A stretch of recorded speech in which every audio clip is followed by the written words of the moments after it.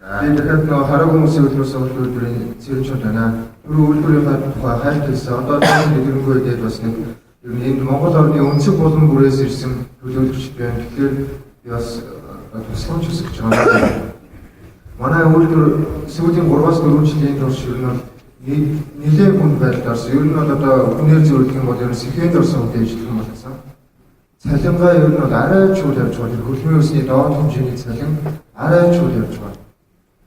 Тэгэхээр одоо бид нар бол ер нь англиараа хэмт байдаг ер нь гар урлын одоо тэр хогийн шүүр, гэр, цаасан уу, декор, ажлын хувцас, бэлий гэх мэтлэн ер нь олон төрлийн зүйл хийдэгтэй.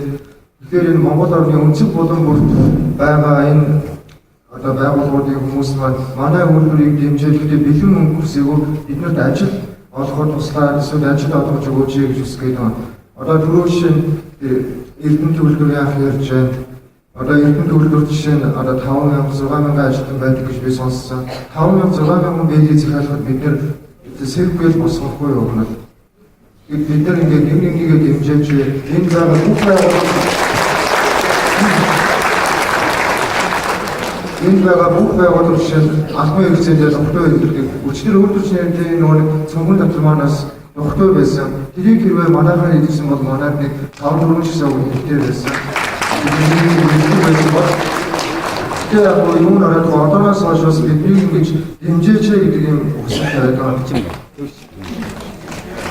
За. Баярлалаа.